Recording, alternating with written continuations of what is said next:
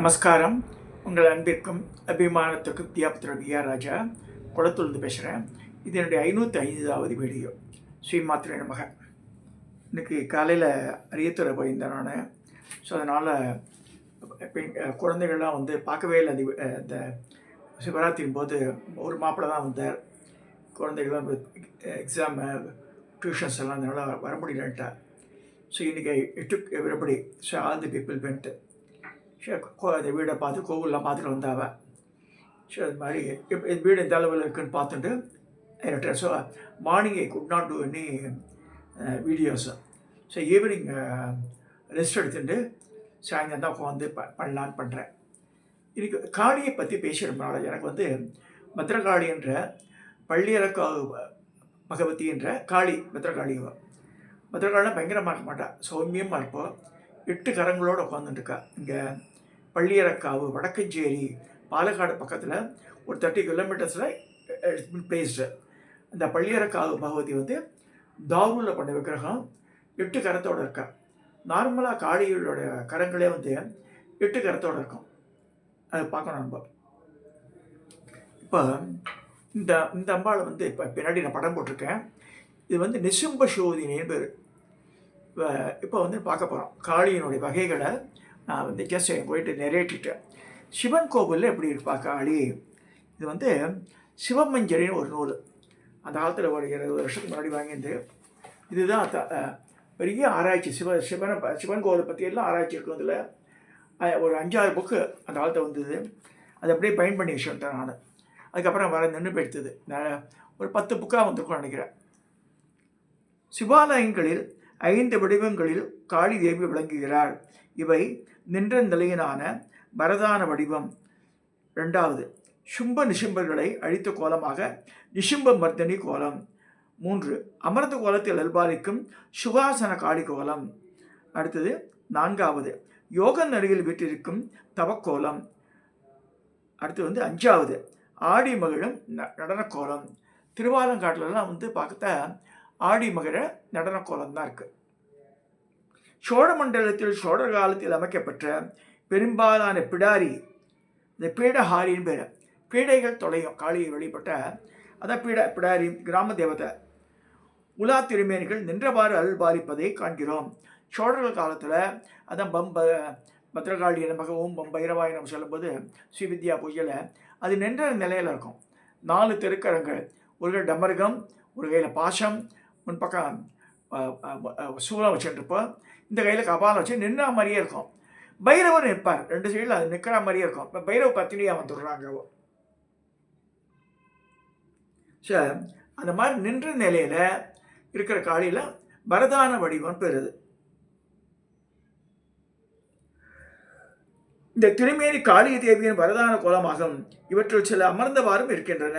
Amber பிரகாரத்தில் வீட்டிருக்கும் காளி அமைதியாக அமர்ந்து அபயமளித்து அருள்பாலிப்பதை காண்கிறோம்.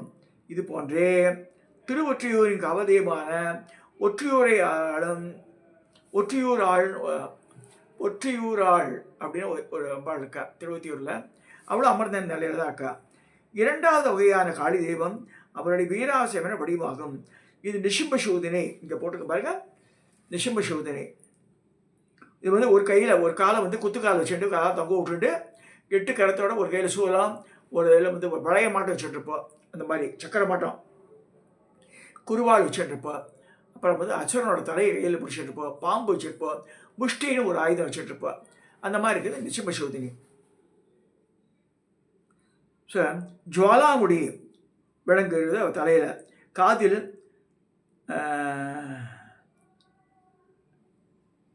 வலது காதில் பிணமும் இடது காலில் தோடும் விளங்க மார்பில் மண்டையோடுகளுமாக பூநூலும், கரங்களில் கத்தி, வில், குருவாள், கபாலம், வேதாளம், சூலம், அம்பு, மணி முதலில் உள்ளன. அதாவது காலடியில் சும்பனும் நிசும்பனும் விழுந்து கிடக்கின்றன.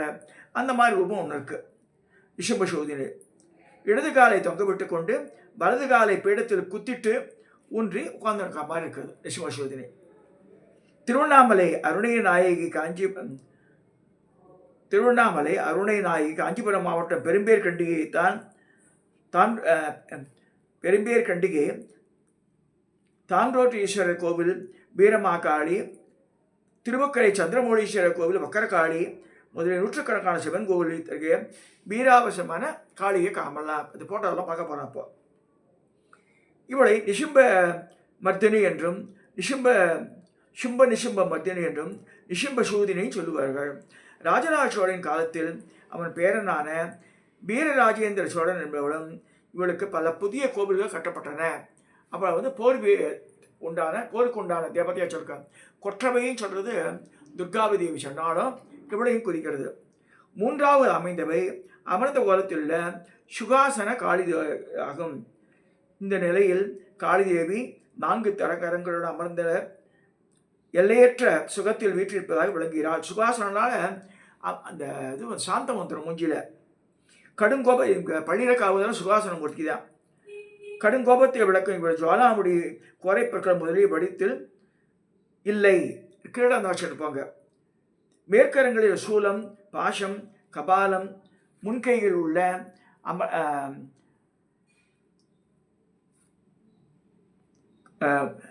முன்னிச்சி மீது அமர்ந்துள்ள மண்டை ஓடு ஆகியவை இவளை காளி என்று உணர்த்துகின்றன. 4வது நாள் காளி யோக வடிவம் அபூர்வமான சிவத்தலங்களில் மட்டுமே உள்ளன. இவளை யோக பிடாரின்னு பேர் சொல்லுவாள். இங்கே இந்த இது இருக்கு இல்லையா, இப்போ என்ன மருதமரம், அதாவது திருவிடை மருதூர், அங்கே முகாம்பிகைன்னு ஒரு காளி இருக்கா. அது அந்த மாதிரி யோக வடிவில் இருக்கிறவா. காஞ்சிபுரத்தில் உள்ள ஆதிப்பீட காளிகாம்பாலும் அந்த மாதிரி தான். காஞ்சிபுரத்துக்கு கிழக்கே ஐயம்பேட்டையில் மோகாம்புரி அம்மன் ஆகிய வடிவங்கள் இந்த காளி தேவியின் யோக வடிவங்கள் ஆகும். 5ஆம் நிலையில் ஆடற் கோலத்துடன் காளியை காண்கிறோம். காளி ஆடலால் மகிழ்வதால் அவளுக்கு ஆடல் உவந்த காளி என்ற பெயராலே தஞ்சை தரணியில் உள்ள பல கிராமங்களில் கிராம தெய்வமாக வீற்றிருக்கிறாள். காளிக்கு நடன உற்சவம் நடத்துவதை காண்கிறோம். தொண்டை மண்டலத்தில் தக்கோலம், திருப்பாசூர் முதலிய இடங்களில் காளியின் நடனமாடும் வடிவங்கள் உள்ளன. திருப்பாசூரில் இருக்கிறது பாவாடை கட்டிச்சிருக்கா, சரியாக தெரியல.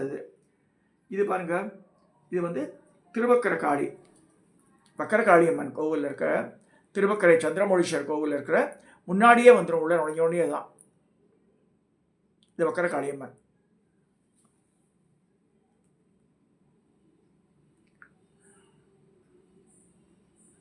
இது அம்பரக்கரத்து உண்டு, இந்த கூத்தனூர் பக்கத்தில் இருக்குது அந்த காளி. வெள்ளை வேஷ்டி தான் கட்டுவா. அங்கே பெரிய ஒரு 16 முழம் வேஷ்டி, அந்த துண்டு, அதுதான் கட்டுவா. பார்டர் கூட இருக்காது அதுக்கு.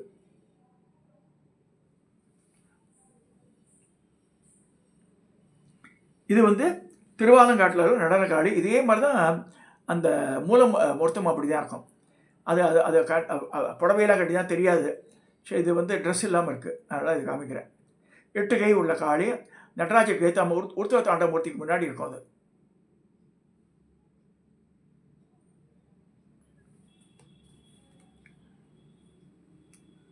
இது அங்கே திருவாலங்காட்டில் சொன்னாலும் தில்லக்காளியில் என்ன பண்ணியிருப்பேன், உருவமே தெரியாத மாதிரி உங்களை குங்குமத்தை தூக்கி போட்டு வச்சுருப்பா. அது மேலே செல்லையில் சிதம்பரம் கோவிலுக்கு, நடராஜ கோவிலுக்கு பின்பக்க இதில் வருது. அது ஒரு 4 தடி தள்ளி இவளுக்கு அதெல்லாம் குங்குமத்தை போட்டு கண்ணை மட்டும் திறந்து காமிச்சிருப்பா. பார்க்குறதுக்கு பயங்கரமாக இருக்கும். ஆனால் சோமியமாக தான் இருக்கும். சொல்லாது சூழலாம் வச்சுருப்பா, அதெல்லாம் வச்சுருப்பேன். வெள்ளை துணி தான் கட்டியிருப்பேன். கட்டிட்டு குங்குமத்தை அவ்வளோ அள்ளி போட்டிருப்பா, பூவெல்லாம் போட்டு பார்க்குறதுக்கே பயங்கரமாக இருக்காமல் இருக்கும். ஆனால் தில்லைக்காளிக்கு எப்படின்னா அமர்ந்த கோலத்தில் 3 முகத்தோடு ஒரு காமிச்சிருப்பா. அதே கோவில்லே இருக்கும், பார்க்கலாம் அதை. இந்த மாதிரி காளியின் பல்வேறு வடிவங்களை சொல்றதுக்கு இது நம்மளை பாதுகாக்கிற தெய்வம். நிறைய பேர் இந்த காளியினாலே பயந்துடுறா. காருண்ய ஸ்வரூபியவர் ஆக்ரோஷமாக வரும்போது பரமேஸ்வரர் குழந்தையாட்டம் படுத்துன்றார். அவள் காலை அவர் மேலே பட்ட உடனேயே அப்படியே குறுகி போய் குழந்தை வாரி அணைச்சிக்கிறார். அப்படி தான் வருது சிவபுராணத்திலேயே.